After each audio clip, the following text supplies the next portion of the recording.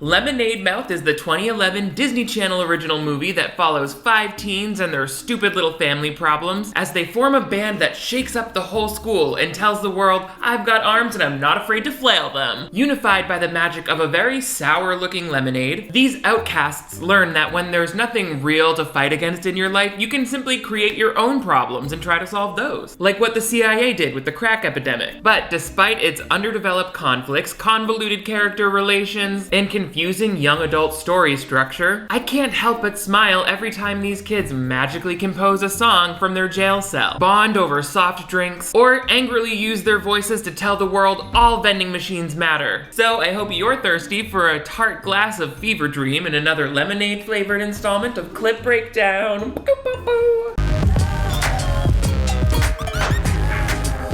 Hello television viewers, my name is Nick. Thank you so much for joining me once again on my channel for another installment of Clip Breakdown. This is the playlist wherein we take some of our favorite TV movies, and other such content and abridge it into short concerto pieces that we can observe like conductors of a hell orchestra. That's what we're doing today, looking at Lemonade Mouth, a movie that you guys have requested many a time and I love. I saw this when it first came out and I was like, what? It feels like they wanted to make another phenomenon like Camp Rock or High School Musical, but forgot to put any of the money, music, or coherent storylines behind it. But before we get into it, make sure you give this video a big thumbs up if you want to see even more decom breakdowns just like this one. Look at this arm motion. But most importantly, if you're new to my channel, I would love to have you click that subscribe button right down here. That way you never miss new videos from me. I upload 2 new ones every week, so turn on those notifications if you want a notification every time I upload. Also, I've got merch. Shout out to Nicki Minaj. It's Pink Friday, you dig? I also have a Patreon where you can sign up for exclusive bonus content and other fun extras delivered right to you every month. For some reason, this movie decides that starting with one flashback wouldn't be lazy enough. So we get this sort of concert off the top that frames us up for the movie. The story of how our band came to be all started right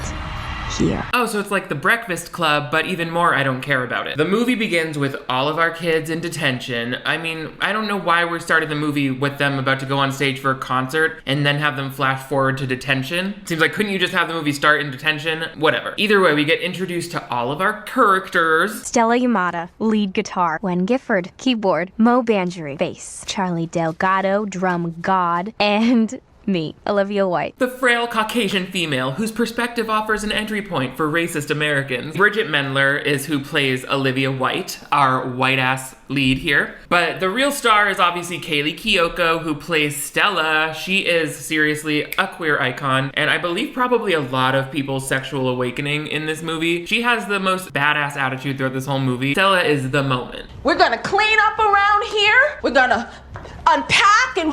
All right, take your time, Mrs. Music Teacher. The school nurse says she's gonna start charging you for blood pressure checks. We're gonna clean up around here. We're gonna show the school that music matters. The music teacher is at an 11 the whole time. Have you considered switching to a decaf tea? This teacher, who is watching them all in detention, is annoyed because they have a horrible music room, because I guess it's bad because you can hear a toilet flush. That is it. But if I'm gonna tell you this right, I need to go back to the beginning. So you admit these first 2 flashbacks were not the correct place to start the movie. Great. As long as everyone agrees with me, we can move forward peacefully. Also, if it makes it gross that you can hear a toilet flush, then I live in the sewer because I can hear when my neighbors flush their toilet. Call me Pennywise the Dancing Clown. You want a balloon, Georgie? So I hate that we had 2 flashbacks there. Like, seriously, just start the movie where the movie begins. I don't need to know that they become superstars later on. In fact, it would be more satisfying if I didn't know that. Girl, I don't know who I'm saying girl to, the writer of this script, April Blair. Too many flashbacks. But let's meet our characters. Anything that happens in this movie, it has to happen 5 times to each of our characters in the band. So bear with me. I know this is hard. Transferring to a new school a month into the year. Check out the new girl. You can say what you want, young man, but I could see that the 3 of you were instantly intrigued by Stella's dominant top energy. That guy's like, I normally only feel as confused when the soccer coach yells at me. There's a new coach in town, baby, and she wears a safety pin shirt. Meanwhile, we're meeting Wendell. He's another character. That's his name. We're gonna have to deal with it. He's played by Adam Hicks, who was popular on the Disney Channel in the early 2010s. Have fun. Don't you think it's a little weird that your girlfriend's still in college? She's 28 when. She's just taking a photography course. And she just happens to love taking pictures of my 50-year-old ass. Is that a problem for you, son? The dad is dating a 28-year-old. That's like a year younger than me. The dad looks to be, I don't know, in his late 40s. That seems like the kind of thing you can do more easily when you don't have kids. That's not weird in West Hollywood or where I live. As long as everyone's a legal adult, I could be married to the man in the moon and you would have to sit there and watch, son. Sydney wants Chinese food. Let's watch Sydney's favorite show. Can't pick you up from piano practice, Sydney called. Hey, that wasn't our fault. Sydney only has a 2-hour ovulation window because of her yoga vitamin. Next we meet this, drummer kid. Why do I not know his name? He's very inconsequential. I think he's supposed to be the heartthrob of the thing, but to me, I'm like, meh. Someone's gonna disagree with me out there. Come for me, come for me. Also, a general note for this movie, the music is not nearly as exciting or catchy or memorable as like Camp Rock or High School Musical. So the drummer's name is Charlie. So next we meet his family Pressure. Are you excited, Charles? Soccer tryouts are today? Oh, right. Your mother thought you might like to have this with you today. Good luck. It was your brother's. Mom, I don't have enough arms to carry around my drumsticks and my dead brother's basketball or whatever. Just kidding. The brother is not dead, which is supposed to be the joke here. Tommy scored the winning goal at state finals with that ball. What are you crying for? Tommy's just away at college. Because she found his Instagram and he's been posting pictures from a bar called Bone Shed. She said maybe he's just thinking about getting a dog. Next we meet Mohini, or Mo for short, who struggles to live up to the expectations of her Indian father. You need to speak to your teachers about extra credit. Get your GPA up for the college application. Is that lipstick you're wearing? It's a tinted lip balm at best, Daddy Angry. No, Baba. Because you're too young for that sort of thing. I'm really about to get disowned over my mango Eos right now. Do dads not know what it's like to have lips? Dads will really just be walking around here with their lips flaking off in sheets of sandpaper and then they're gonna yell at a daughter just for putting some Vaseline on them? Okay. Time to meet our main girl for some reason, Bridget Mendler's Olivia. She's just a buffoon. She's just a clumsy, innocent little girl who's clumsy and pure. Olivia. Honey, that mess didn't require you to sit on the ground in your skirt, okay? This is why you keep getting ringworm. The kids just struggle to be themselves outside of their parents' control.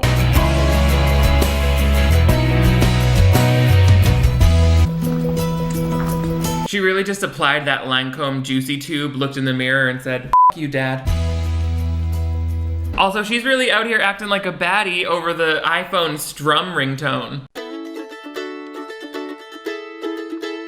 In the principal's office, Stella is meeting her new school principal, who is played by that guy who's always a jerk in every movie, and we start to learn a little bit more about her personality. I'm afraid that shirt is... What? Held together with safety pins like an old-timey diaper. She said, and if you take a deep breath, you'll also notice it's soaked in baby piss. We're in public school now, bro. I don't give a shit. He's basically like, you can't have a shirt that's saying you're gonna question authority because I'm the authority. Which I mean, like, most schools wouldn't really care. As long as her shoulders aren't showing, they're not gonna make her change. What about freedom of expression? Just cover it for the day, okay? Oh, sure, Mom. Then you get to go to work in your halter top like it's Friday night at Olive Garden? I see how it is. The double standards are sickening in this school, in Mesa High School. Mesa High School, where the kids cannot play the way they want. Throughout this whole, like, I guess we're just 7 minutes into the movie, I'm really not understanding that the school is like this super oppressive place. Like, maybe they could have done a few more things to show that this guy has this place running like a tight ship, as he says. Like, the kids are marching down to school in hallways, everything looks really drab, they have to dress up really neatly. Like, make the school help tell the story that this place is oppressive. And instead, Stella's like, you got this place run like a tight ship? How come that girl and her boyfriend are escaping? Pointing to Mo, who's on the security screen. Mo has this boyfriend who's in a band with the blonde guy who was talking at the beginning of the movie. Don't worry about that. Mo's boyfriend is always trying to be like, come ditch school with us and come to rehearsal. So he's got her doing all this crazy stuff. That gets Mo sent to detention. Now we get into the part of the movie where it's explaining why everybody goes to detention. Like, we have to get through all of these stupid obstacles just to get to the part where they sing a song. Here's what gets Wen in trouble. Sorry to interrupt. I have your folder. You must be Wendell's mother. She's not my mom, okay? Are you kidding me? Look at her. They're acting like this normal looking woman just walked out of the red light district into their classroom. Some kid was like, Nice concert vest. Out of frustration and embarrassment, Wendell calls the teacher stupid. He's like, that hot bitch isn't my teacher, stupid. And so he gets detention. Mo gets detention for sneaking out, even though her boyfriend gets off with just a warning because he's on the soccer team. That is a good indication that the principal only cares about the sports teams and doesn't care about anyone who's interested in the arts. So that double standard there definitely came through, but we needed more stuff like that to reinforce it, more unfairness, I think. For example, maybe the athletes got to leave school or they get to eat better lunches or something like that. Make the line more stark between the us and the them. Bridget, or what's her name, stupid Olivia, I don't love this character. I'm so sorry that I'm gonna say awful things about her and her dumb white knees this whole thing, but she's so sweet and nerdy that she's reading a book in her stupid closet. I don't like her. What can I say? Who are you? Are you nobody too?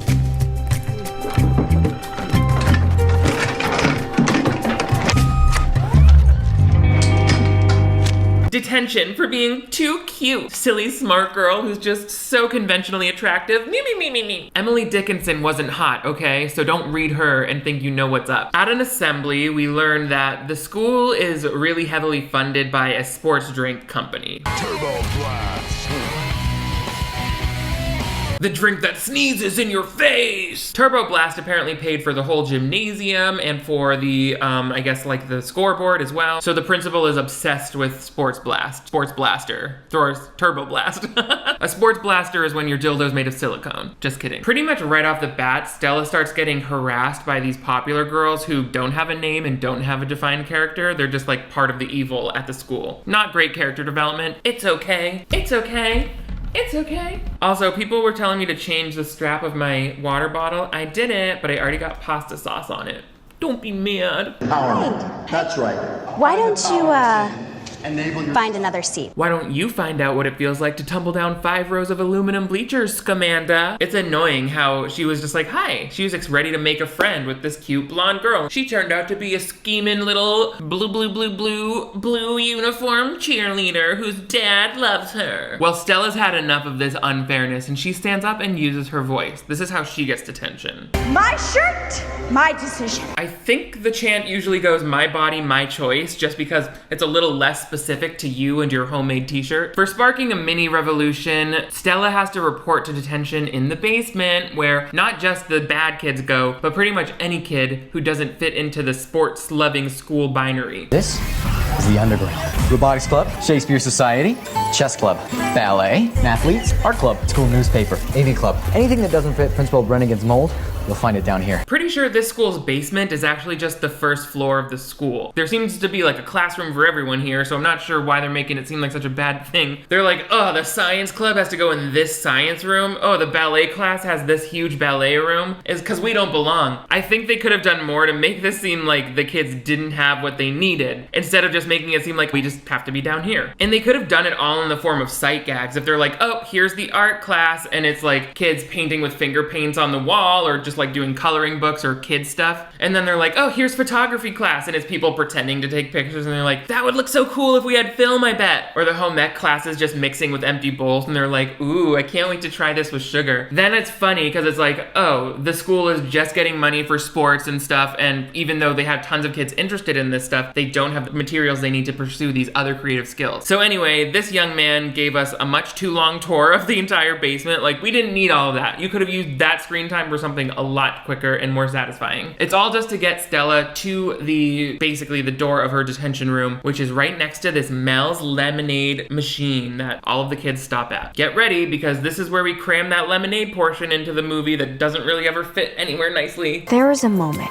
where the stars aligned, creating that perfect union. This was that moment. The moment we all got botulism from those weird-ass cans. I looked up these bottles because I remember thinking, oh, those are cool types of cans when this movie came out, and they still sell these cans. There are certain monster drinks and European drinks that come in these aluminum and plastic cans, but they never really took off in the US like we would have thought. I think because they don't really have a great record for like recyclability. Someone give me one of those cans though. When I first watched this movie, I thought the lemonade looked delicious, but now it looks a little too bright for me. It looks like it would be be too sweet. What do you think? Would you drink Mel's organic lemonade? Anyway, that doesn't really mean much. The fact that they all got a lemonade before going into this detention, maybe it meant more in the novel that this movie is based off of. I'm not sure. Anyway, the kids are alone in detention, sitting around trying to clean, and they start to slowly realize, in the most cliche way possible, that they're all into music.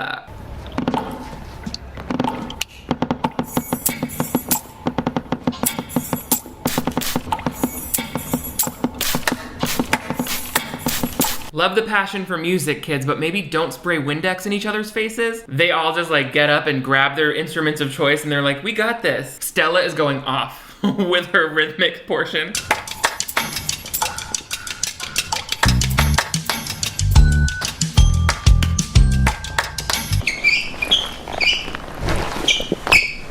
Why is she like, she goes like this at one point.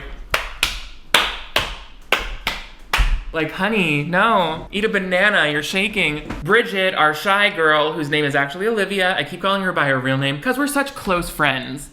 She joins in with her vocals, even though she's too shy to sing in front of people. Na, na, na, na, na. Take a look around. Who would have thought we'd all be here? I was kind of expecting it since this was the first scene you showed us in the movie. Also, you really just had lyrics ready to go for this improvised jam. Na na na na na. Look around. Who'd have thought we'd all be here? Dusting up this trombone. It's the beginning of the year. And I'm dancing hard. Got detention with my friends. And I love the way we're gonna make the story end. Oh, that's them. But I don't know what this, they're actually singing a song about letting the music move you. Ooh, we should have let her practice her lowercase letters before we shot this. Homeschooling, you know. The teacher comes in and hears them all being like, turn up the music. Come on, turn up the music. Anything where you can do that, I'm into it. Anything like this or that, where I get to flex my wrists, that's where I'm feeling real at home, okay? Gay. The music teacher is all up in it.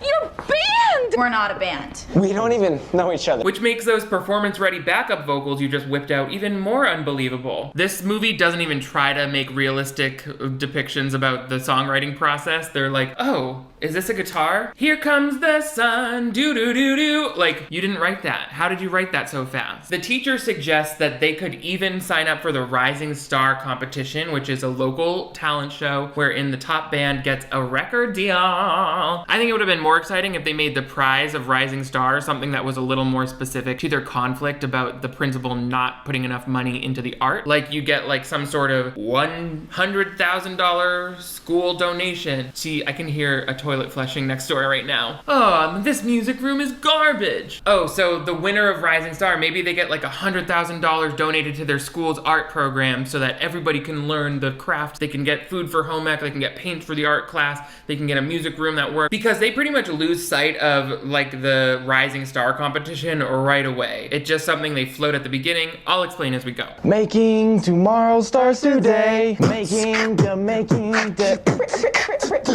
Siri, what's the easiest way to sterilize a teenager?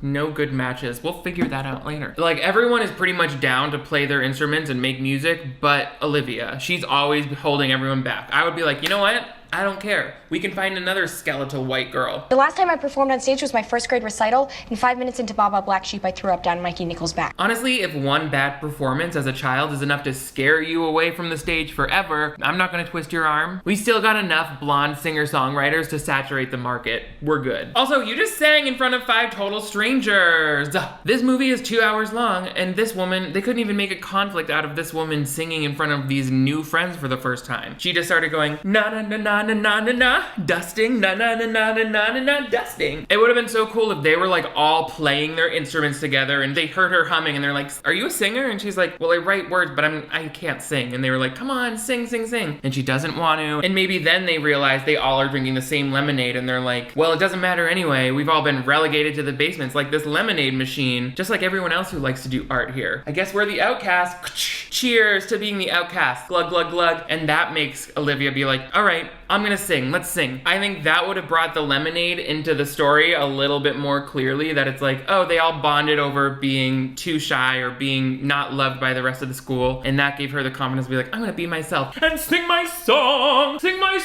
to the world about how stupid my whole life is. But no, we get it this way. Bridget's basically like, I'm never gonna sing in front of people, okay? We just can't possibly do it. All right, fine. I guess you don't have that in you. Basically, the teacher's like, you guys deserve to be heard, which I think is the message of the whole movie, like, oh, you know, make your voice be heard. We're gonna dip our toes into everybody's home life real quick. All you need to know is that Olivia lives with her grandmother and she has an old cat who's not eating. Back to Wendell and his dad's young girlfriend. We're going out for a ride. Want to come? Nah, I don't like to ride. Since when don't you like to ride your horse? Since it got that brain infection and it can only run in circles now. I don't know if it's supposed to be like a relatable struggle that this kid doesn't want to ride his horse, but he's like, come on now, Winston, ride your horse with us. Mo is practicing the violin at her house under her dad's watchful eye, and Charlie's mom is always annoying. I'm like, go straighten your hair, lady. We don't need you here. You're never gonna make it to Stanford with your brother whacking away at these drums every day, are you? I don't know, Mother. Why don't we ask someone who's actually been to college instead of just having you assume that? Back at her house, Stella continues to be, you know, an activist of all types. How can you eat that? Imagine how that poor fish felt. Oh, you empathize with sea creatures. Is that why your hair is shaped like a fishbowl? So Stella's whole home issue is probably the least serious out of everybody's and the least defined. She feels like her whole family is a bunch of overachievers and she's not smart enough to hang with them. Her dad is curing cancer, her mom is some sort of business person, even her little brothers are toy whizzes. They like can invent stuff. They mention all of this so quick you could really miss it. It just doesn't feel earned enough to me because she has her own thing that she's excelling in. It would feel better if she actually put this music part forward as like her thing that she's trying to do and is like, Mom, listen to this guitar riff that I'm doing. And the mom was like, not now, sweetie. I'm trying to be on the phone and your stupid ass music is getting in the way of my ears. Instead, she's trying to convince her family like, I can do whatever I want to. I could start a revolution. That's nice, dear. Call me when you get through the battle with that broccoli floret in your mouth, Barbara Sue, crunching down on it like your little bunny foo-foo. The next day, all of the band members, soon-to-be band members rather, get a text saying to meet Stella at the pizza place. This is Dante's Pizza Dante's Pizza Pizzeria for ya. I signed us up for Rising Star this morning. But we're not experienced enough. Which is why I also signed us up for Halloween Bash. Great, can we get some dialogue from somebody without a greasy mouthful of pizza? Stella signed them up for the Halloween Bash in order to get them ready for the Rising Star contest down the line. So they get to it with their first rehearsal, but things aren't going as smoothly as they would have hoped right off the bat. They're quitters! Shut up, Stella. Please, don't. Wait.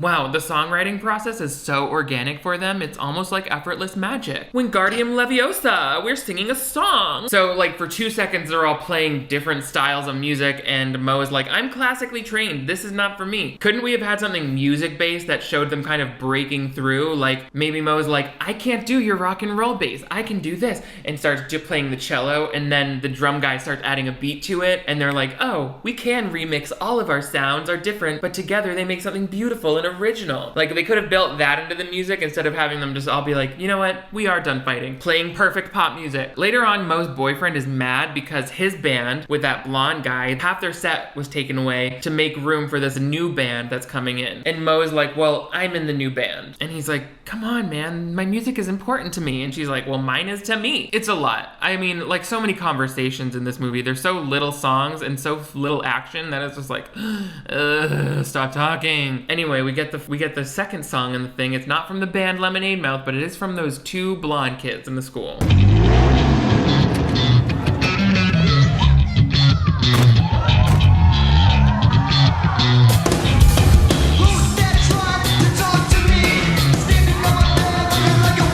Excuse me, did you just start your number by scrambling out of that parked car like a haunted house actor? That's a little too much theater, mama. Pull it in. We're in a warehouse. They like couldn't figure out how to get the car to drive up for it, so they're like, we'll just start from the parked car. Kind of a Beastie Boys feel or like a New Kids on the Block kind of rapping thing for most of this song. Then they try to give you just all the pop punk feels with this chorus.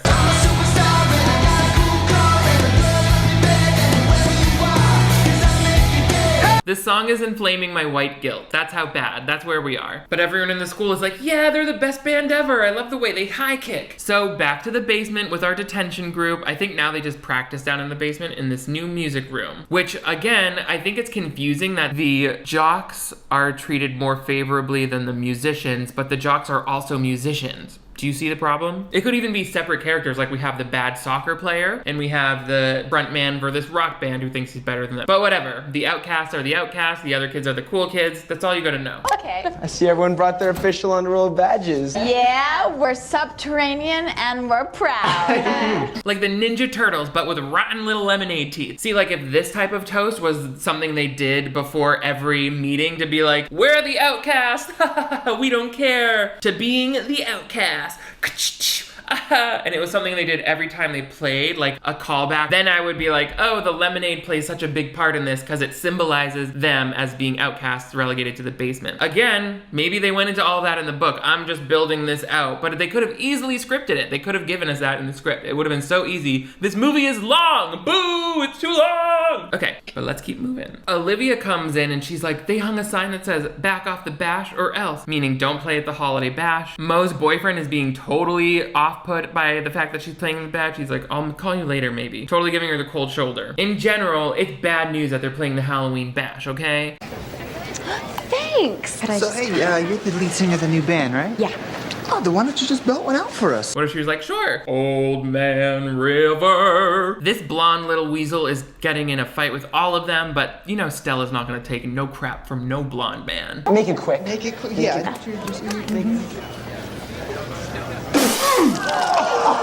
The way that lemonade is staining his shirt is making me question its organic ingredients. It does not look appetizing to me. That's hepatitis urine, and I would know.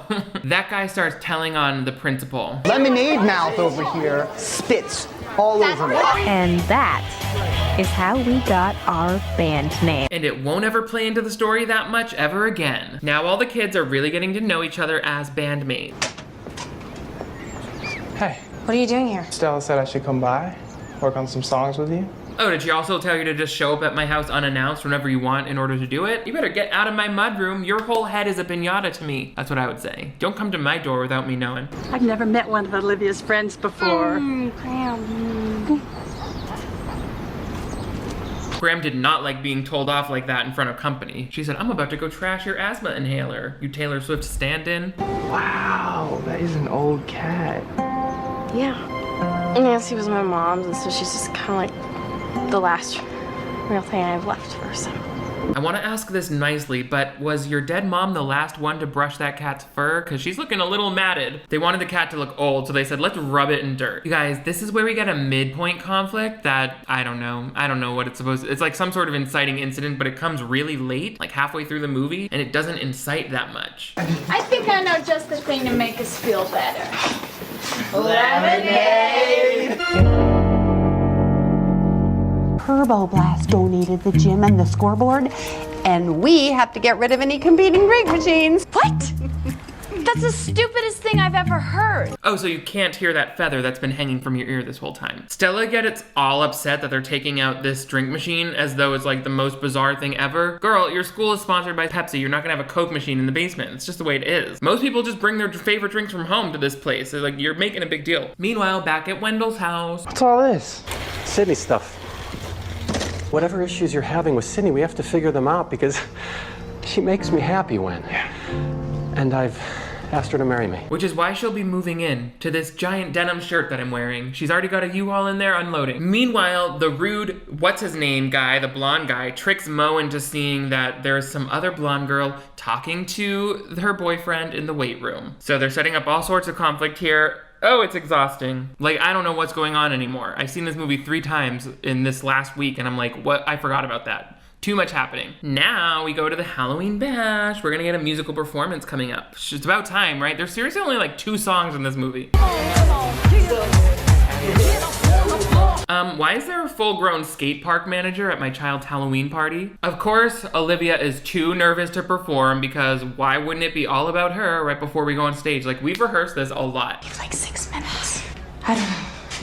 Stella, I don't know why you thought you would need cans of lemonade on your belt for this, but the way those must be pulling down your pants is not something any teenager would put up with in high school. You look stupid. No one, now you deserve no friends, I've just decided. But they get her the lemonade she needs. This is somehow, you know, they didn't build in the inspiration behind this lemonade. Wouldn't this make more sense with what I suggested?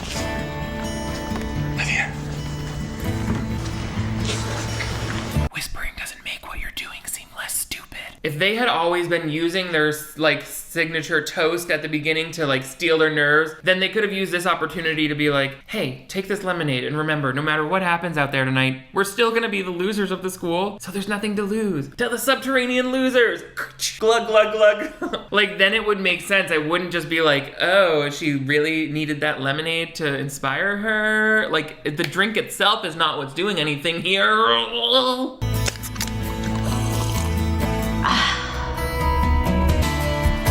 Oh really? You have enough electrolytes now for your stupid basic voice to function? Oh great, Olivia's ready everybody. We can all move on with our lives now. Good news. The shy singer being thrust into the spotlight storyline is so played out, and it was in 2011 as well. Find someone who actually wants to sing. Mo can sing great. You never let her sing.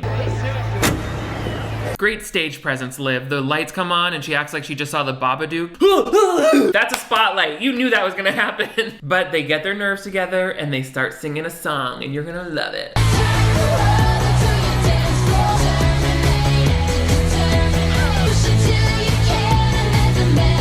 I'm sorry, I know I'm picking on Olivia right now, but that front man needs to play out to the audience more. Don't just flail those limbs at your bandmates like a hand puppet. Determinate, singing out loud until we dance more. They also have this little dance step that they do. They're like, jump, jump, jump, jump.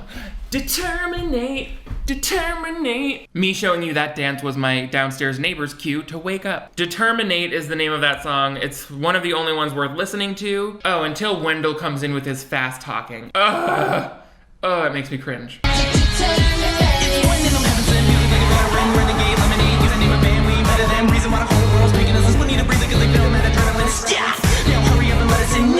Yeah, but I need a bit of medicine, yeah!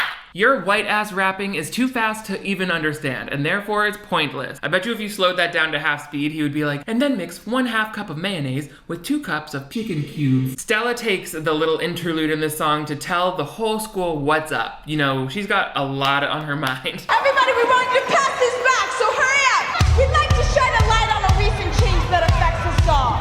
Now the Mel's lemonade machine in the basement is scheduled for removal to help pay for this gymnasium. When you say it on stage in front of a crowd like that, I hope it really starts to sink in that this lemonade machine is a pretty small banner to stand behind. Also, I think it's a little misleading to say, they're removing that machine to pay for the gymnasium. Like, no, the gymnasium was already paid for. That machine was left there by mistake. What is the deal? Like, it's not taking anything away from the art downstairs, but she's trying to conflate it to being like, it's about people in this school being treated differently if they're not into sports. I mean, you can make it about that, but it's a sort of, to make the lemonade thing even part of the issue is confusing. Just focus on getting money for your club, right? That's where it would be great if Rising Star was actually meant to give students money so that they could be like, we're gonna go to Rising Star and we're gonna win that money for the school. Where the other band was like, we're gonna win that money for the sports team where we already have enough. You know, something like that.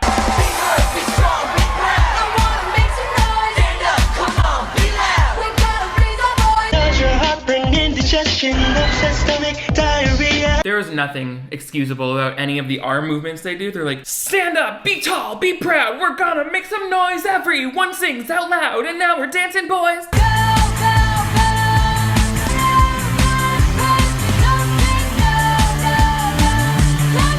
Not the invisible lemonade cans. You kids need to start carrying around refillable water bottles. This is too much sugar. Because this song kind of sparks a little bit of a revolution, all of the kids are like, yeah, we should be not playing sports. The principal is mad and he decides to make it known. Lemonade Mouth is finished. You will not use the music room. You will not use the instruments. If I hear so much as a hum coming from the locker room showers, I will suspend you. What was that about you listening outside the locker room while we shower? Not sure I'm on board for that part. I think it would be funnier if they were like, from now on, Lemonade Mouth is only playing Sports Blaster approved songs. So then they have to wear like all of those extreme sports company shirts and they're like repping the sports drink even though they don't like it. And they have to play at the pep rallies lame songs. Then it would be like, oh, they're being forced into into this box that's not them, and it's all because of this sports company. Instead, he's just like, Lemonade Mouth is finished. You're not playing ever again. And it's like, you can't really control what they do outside of school. Meanwhile, that one performance has got the school ready to hear more from Lemonade Mouth.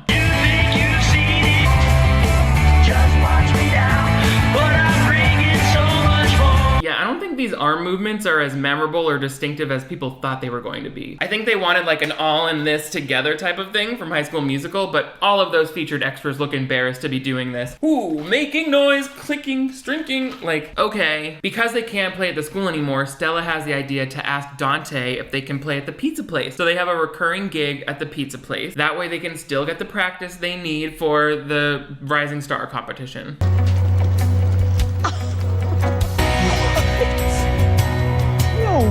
Oh, it's beautiful. Look at us up there. Maybe we do matter. I'm not saying you guys don't matter, but I'm just saying they could have grabbed a frame where all of your mouths weren't open to make into this poster. The first time we hear Mo sing, I'm like, okay, get out of here, Bridget. We got a lead singer in Mo. Why is she playing bass when she's this kind of singer? This is her breakup song because she leaves that guy who wanted to take his band over hers in the past. She's so good.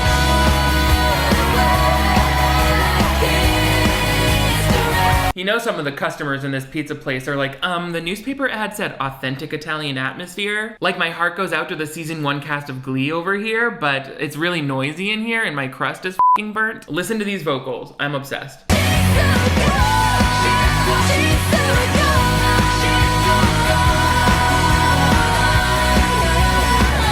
True star of the movie! Kelly Clarkson just made a voodoo doll of you. I'm the guy with the tornado arms going, this is my favorite pizza place. By this point, they're legit local celebrities.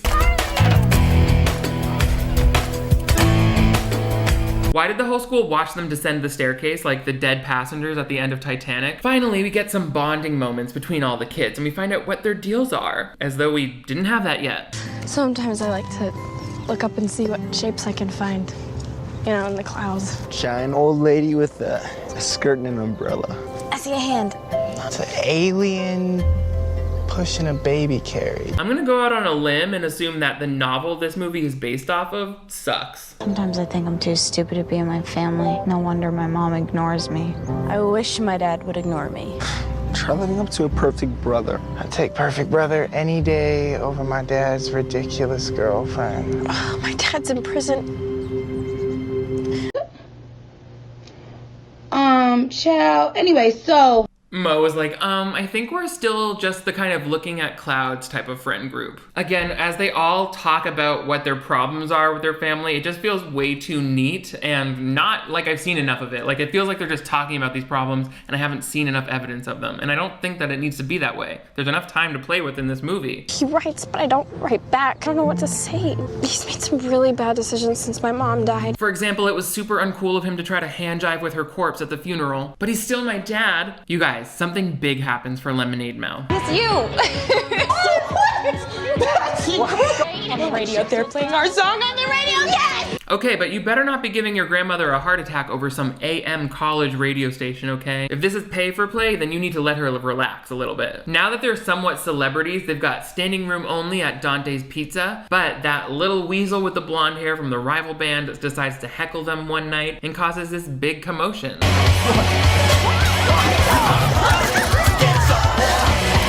I hate to point fingers, but somebody at this restaurant over-ordered on the red Solo cups. You know what I hate? A lazy food fight. This is a lazy food fight. We had a less lazy food fight in Camp Rock when they threw some dry spaghetti at each other, like no sauce noodles. Here they're just throwing empty cups. Just hearing empty cups bang around like it's a frat party, like that's a really easy reset, guys. We couldn't have gotten some pizza pie being thrown, like you're at a pizza place. Get some sauce on those boobs. Talking about my boobs. Sauce them up, baby. Put them on the grill. Pink Friday. Pink Friday to Millie. Super bass triple plat.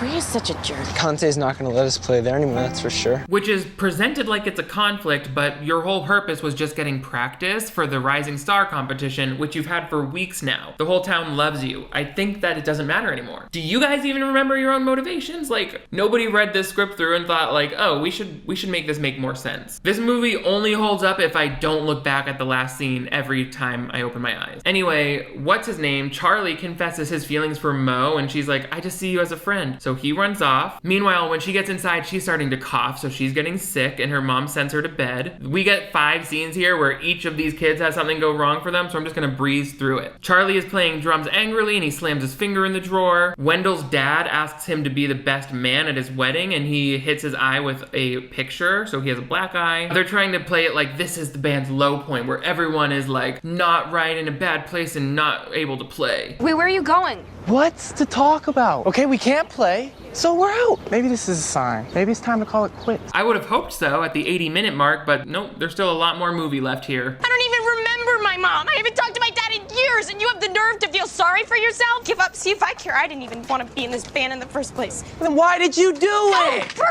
you jerk! This part of the story is so messy. It's like the very next scene, the whole group acting like they didn't just all fight, shows up to Stella, who's like trying to protest the removal of the lemonade stand.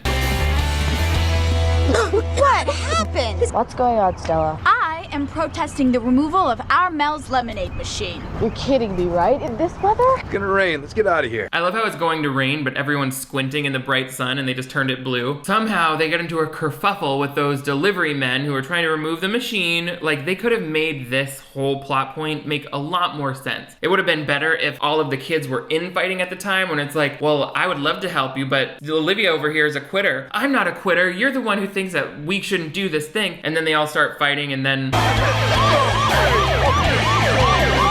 like, now they're getting arrested. The story is so convoluted. I hate it. I used to like this movie until I had to sit and look at it scene by scene, and I'm like, where is the sense? What's not clicking? What's not clicking? So now they're at their lowest point. They're all in a holding cell waiting for their parents to pick them up, which I think would have been a really great point for Olivia to be like, great, now I'm ended up in jail just like my dad, and like have an emotional feeling around that, but they don't even mention it. Seems like it would have been a cool dot to connect, but what do I know? I'm just a viewer, television viewer.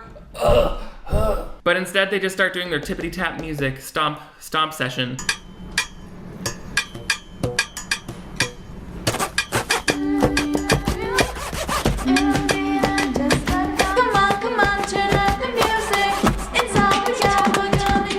The murderer in the next cell is like, cute song. Hey, where do you kids all sleep at night? Sydney, the younger girlfriend, is who picks up Wendell. Your dad, he's stuck in town at work. He's on his way. I just thought I'd come and...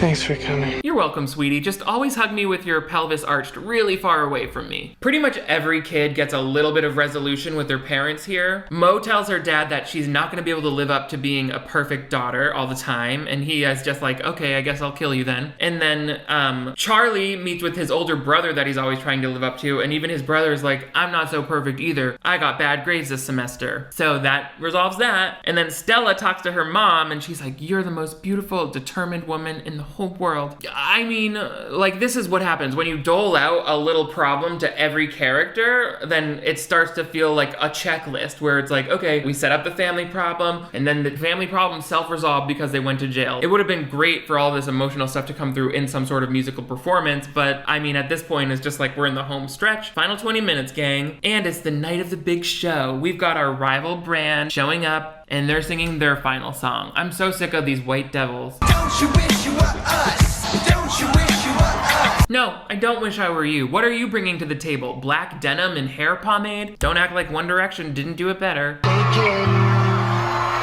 With the crush. Her hand just turns to stone. Once that song is up, it's time for Lemonade Mouth to go on stage. Here goes them singing. Trying hard to fight these tears. Is worried. Messing with my head, this fear. Oh no, we forgot to give Olivia 20 minutes of attention before this performance. Now how will we get her to do that thing that she's so good at and claims to be passionate about? The band is just about to give up because they can't bring themselves to sing.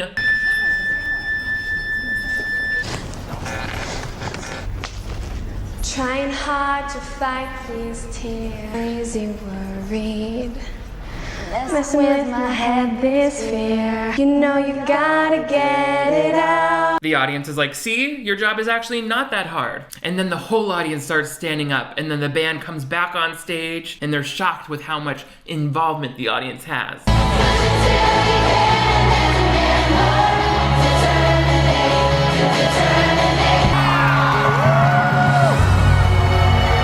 Oh, I thought the band was gonna jump in there and finish the song at some point, but yeah, maybe it's better if we all just go home and scoop out our eardrums with melon ballers. This was so anticlimactic. They're just watching the audience sing like teary-eyed, like, sing. We didn't win Rising Star. Probably because you didn't perform, you dumb kids. What are they gonna do, give a record deal to non-union Susie in the audience? No wonder you didn't win. You literally practiced for weeks and you couldn't even perform when push came to shove. Like, this is where I was just like off the train. Like, you kids claim to be so in love with music, but the love of the music is placed on a back burner to this interpersonal drama like every time. If you're telling me a story where music helped unify them and get them through these hard times, then we'd be cruising. But it's basically like, no, the lemonade is what did it. They didn't even perform at their final number. But anyway, we finish 2 scenes later than we should, starting with this wedding scene for Wendell's dad. That's my bandmate up there. And that's my old college buddy. See, you and me were like practically best friends already. Stella, you need to run. That's Sideshow Bob. That's a child and that's a grown man being like, we're practically best friends already. Like, you need to not talk to her that close. She's like, well, what do you do? I own an organic lemonade company. Thing is going gangbusters. It's crazy. People just can't get enough of this stuff. Mel? Yeah. Let me ask you something, Mel. Are you willing to f my mom? She wants that lemonade fortune. No, instead, she's so excited that she met Mel of Mel's Lemonade that she talks him into giving them a scholarship, and he has the whole music auditorium wing of the school built. It seems a little hard to believe, but hey, that's how everybody gets what they want in the world of Lemonade Mouth. That way, you'll conveniently notice there doesn't have to be a resolution where the principal gets what's his or learns that there's value in art outside of sports. You know, we just get to circumvent all of that storyline. Cheers! Cheers! Cheers to you, greedy-ass principal, who only cares about money. May hypertension take your life. And then we find out what the whole framing device for this story has actually been. I really miss you, Dad. Love, Olivia. P.S. I've also included that nail file you wanted and some strands of hair like your cellmate asked for. Oh man, this movie just really felt like a poorly written novel translated to screen. It was not really like a strong 3-act structure here. It kind of felt like there were too many conflicts, too many different events and inciting incidents. I needed the story to be a lot more clear. What do you guys think though? Did you like these songs? Like, they're just not that memorable to me. Not as much as I thought they were when I watched it back in 2011. Let me know your thoughts in the comments below. Also, give this video a big thumbs up if you want to see even more DCOM clip breakdowns just like this. But most importantly, if you're new to my channel, I would love to have you click that subscribe button right down here. That way you never miss new videos from me. I upload 2 new ones every week, so turn on notifications and you'll always be the first to know when it's time to determinate. Also, I've got merch available in the links below and my Patreon where you can access exclusive content and bonuses every month. Bonuses like being able to name one of my plants on set. That's a perk you get if you're one of my Screen Star patrons, just like Keelan, who just joined. She's naming this plant Farah. Farah, we're so excited to finally name you. Now you've got a name and we love the way you smell. You guys are all the greatest. Thank you so much for determining what Lemonade Mouth is all about with me. I will see you next time.